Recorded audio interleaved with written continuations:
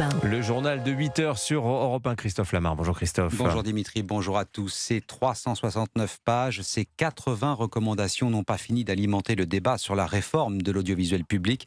Partisans et adversaires auront au moins un document sur lequel s'appuyer. Le rapport à l'oncle a donc franchi de justesse le vote de la commission d'enquête parlementaire sur l'audiovisuel public. Bonjour Maï-Hélène Trémollet. Bonjour Christophe, bonjour à tous. Du service politique d'Europe 1, il s'en est fallu de peu tout de même pour que ce rapport ne tombe dans les oubliettes. Oui, face à une gauche plus que déterminée à censurer le texte, comme Sophie Taillé-Polian, députée écologiste. Une majorité s'est dégagée. Je le déplore très profondément. Notre institution méritait bien mieux que cela. Mais aussi à une droite réticente qui s'est résolue à voter la publication par souci de démocratie, comme l'explique la députée de droite Virginie Duby-Muller. Nous avons souhaité en responsabilité que les Français disposent d'une information éclairée et on considère qu'on ne peut pas mettre la poussière sous le tapis. Charles Aloncle assume ce matin au micro d'Europe 1 son soulagement. Jusqu'aux dernières minutes, le vote contre était en train de tenir la corde. Je vous avoue que je me sens soulagé. Il y a eu un énorme travail qui a été fourni pendant 6 mois d'audition. Sur les 4h30 d'âpres négociations, il n'y a quasiment rien qui m'a été reproché sur le fond. Le rapporteur qui salue la bascule du groupe Lyot, les dernières voix nécessaires pour obtenir la majorité. Maï-Hélène, le rapporteur Charles Aloncle a bénéficié, semble-t-il, du soutien de l'opinion publique. Oui, et cette exposition médiatique, cet intérêt des Français aura marqué les 5 mois d'audition au point d'influer sur le vote final, selon le député UDR.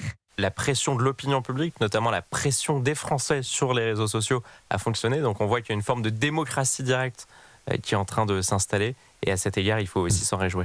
Un rapport sans valeur législative composé de préconisations, mais qui aura néanmoins offert à Charles Aloncle une véritable légitimité à droite. Maï-Hélène Trémollet du service politique d'Europe 1. Alors ce rapport Aloncle sur l'audiovisuel public, irez-vous le lire lorsqu'il sera publié lundi prochain? C'est la question du jour sur le site et l'appli Europe 1. Vous votez dès maintenant. Dans l'actualité, ce matin également, la pique d'Emmanuel Macron sur les maboules qui veulent, selon lui, se fâcher avec l'Algérie. Ça fait réagir à droite. Une phrase prononcée par le chef de l'État à l'occasion d'un échange avec une quinzaine de médecins de l'hôpital de l'Ariège où il était en déplacement. L'un d'eux, de nationalité algérienne, attend toujours d'être titularisé. Occasion rêvée pour dévier le tir et tacler les tenants d'une ligne de fermeté entre Paris et Alger. Alexandre Chauveau. Entre les apôtres du dialogue et les partisans du bras de fer avec Alger, Emmanuel Macron se situe clairement dans la première catégorie. Les seconds, le chef de l'État, les qualifie donc de maboules. Sans les nommer, le président vise les dirigeants du Rassemblement national, mais aussi l'ancien ministre de l'Intérieur Bruno Retailleau, qui a réagi hier dans un communiqué. Avec le régime d'Alger, la politique des bons sentiments est condamnée à l'échec, écrit l'ancien ministre. Le candidat des Républicains à la présidentielle invoque notamment le maintien en détention du journaliste Christophe Glaise et le refus d'Alger de reprendre ses ressortissants expulsés par Paris pour réclamer un durcissement du rapport de force. Une position contraire à celle adoptée par son successeur Place Beauvau, Laurent Nunez ayant depuis sa prise de fonction tenté de réchauffer les liens avec Alger, sans grand succès jusqu'ici. Le sujet devrait en tout cas s'inviter à la table de la prochaine présidentielle.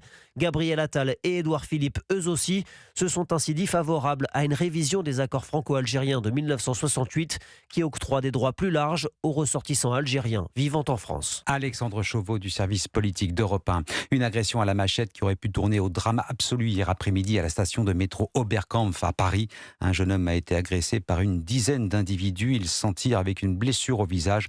Ses jours ne sont pas en danger. Ses agresseurs ont pris la fuite. Toujours aussi peu d'espoir de parvenir à un accord pour la réouverture totale du détroit d'Ormuz. La Maison-Blanche étudie en ce moment une nouvelle proposition iranienne. La précédente a été repoussée d'un revers de la main par Donald Trump.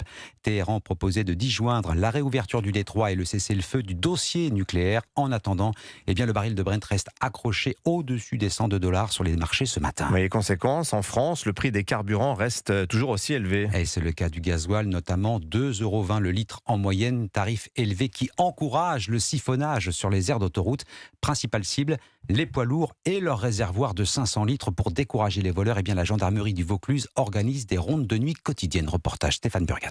Des dizaines de poids lourds garés côte à côte, dans l'obscurité, dans des zones bien souvent dépourvues de vidéosurveillance. Le commandant Bok Lasdinis est à l'affût. On essaie d'être assez vigilant sur des véhicules qui seraient vraiment collés. Ça peut indiquer qu'ils veulent se brancher sur un réservoir. Les vols sont fréquents, observe le gendarme Emmanuel du peloton motorisé d'Orange. C'est récurrent, c'est par vague, mais c'est jamais éradiqué. Les routiers, des fois, ils nous montrent leur dispositif bricolé sur leur réservoir, des cadenas, des pattes en fer qu'ils ont fait eux-mêmes. D'autant que ces aires sont bruyantes avec des moteurs de camions frigorifiques qui tournent toute la nuit, souligne le gendarme Tristan. Malheureusement, les voleurs se servent un peu de ça. Ça fait un bruit qui résonne jusqu'à la cabine du conducteur. Pour lui, c'est impossible d'entendre quoi que ce soit. Un fléau pour les routiers comme Rudolf qui s'est déjà fait siphonner durant son sommeil. Et ils sont passés par une sonde qui est un petit peu plus loin. C'était démonté. C'est les spécialistes, c'est pas les amateurs. Hein. Le gasoil, maintenant, c'est les pognons. Hein. Là, je suis à 700 litres. Hein. Ça fait 1400 €. Hein. D'autant que les voleurs sont très bien organisés. On a déjà eu l'occasion d'interpeller un individu qui avait une camionnette préparée pour le vol de carburant. À l'arrière de la camionnette, vous aviez 2 cuves de 1000 litres chacune. Et la menace est partout, nous expliquent ces militaires. Il arrive même parfois que ces vols soient commis par d'autres chauffeurs poids lourds. Morières-les-Avignon, Stéphane Burgat, Europe 1. Prix du carburant, crainte d'annulation de vols, montée de l'inflation. Les Français adaptent déjà leur comportement et révisent à la baisse leurs ambitions pour leurs vacances d'été. Une très large majorité, 71%, restera en France. Le budget moyen en baisse de 150 €, quant à lui, à 1530 €. Enquête de l'IFOP pour Alliance France Tourisme. Et Europe 1 poursuit sa série toute la semaine sur la Légion étrangère. Qu'est-ce qui pousse tout un chacun à s'engager dans la Légion jusqu'à y consacrer sa vie? C'est le thème du deuxième épisode. Eh bien, il s'appelle Vinicius. Il est brésilien. Ce légionnaire vient d'être fraîchement promu sous-officier. Reportage Charles Lunier. Fraîchement coiffé de son képi noir, marquant son entrée parmi les sous-officiers, Vinicius a 26 ans et parle un français parfait. Son parcours depuis le Brésil force le respect. Je viens des familles simples, des agriculteurs. Donc je travaillais jusqu'à mes 18 ans avec mon père. J'ai connu la Légion étrangère par des vidéos. En 2022, je me suis présenté à Fort-Nogent, à Paris. Je me suis engagé. Un engagement intimement lié à son admiration pour la France. J'ai regardé beaucoup de films. Les Visiteurs, c'est mon préféré. J'adore la culture française. J'adore ce pays qui a une tradition, une histoire. Un sentiment d'appartenance qui s'est même transformé en patriotisme depuis son entrée à la Légion. L'amour du drapeau, c'est une chose qu'on apprend à l'armée. En combattre pour la France, je n'hésiterai pas parce que c'est mon devoir, c'est ma mission. Pour moi, je deviendrai français même aujourd'hui s'il faut. Une naturalisation tout à fait possible après 5 ans de Légion. Elle sera en partie conditionnée à la qualité du travail de Vinicius ainsi qu'à son état d'esprit. Autant dire que les choses sont bien parties. Castelnaudary, Charles Lhuillier, Europe 1. On aurait aimé les voir s'affronter en finale. Le PSG et le Bayern de Munich s'affrontent ce soir en demi-finale de la Ligue des Champions. Et match aller au Parc des Princes. Le futur vainqueur de cette édition 2026 de la Ligue des Champions sera sans doute sur la pelouse, même si aucune équipe n'est meilleure que le PSG, dit son entraîneur Luis Enrique.